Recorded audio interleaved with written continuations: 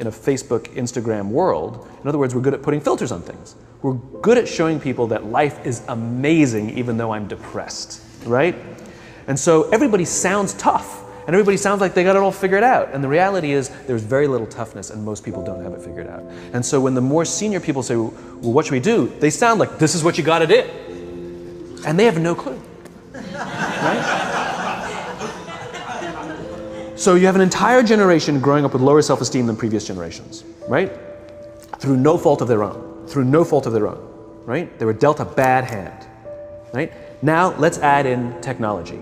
We know that engagement with social media and our cell phones releases a chemical called dopamine. That's why when you get a text, it feels good, right? So, you know, we've all had it where you're feeling a little bit down or feeling a bit lonely, and so you send out 10 texts to 10 friends, you know, hi, hi, hi, hi, hi, because it feels good when you get a response, right?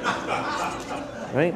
It's why we count the likes, it's why we go back 10 times to see if my Instagram is growing slower, did I do something wrong? Do they not like me anymore, right? The trauma for young kids to be unfriended, right? Because we know when you get a hit of dopamine, which feels good. It's why we like it, it's why we keep going back to it.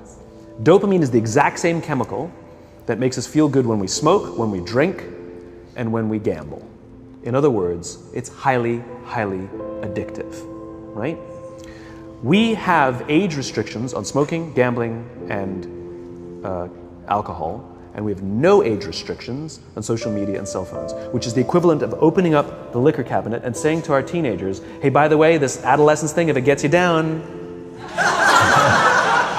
But that's basically what's happening. That's basically what's happening, right? That's basically what happened. You have an entire generation that has access to an addictive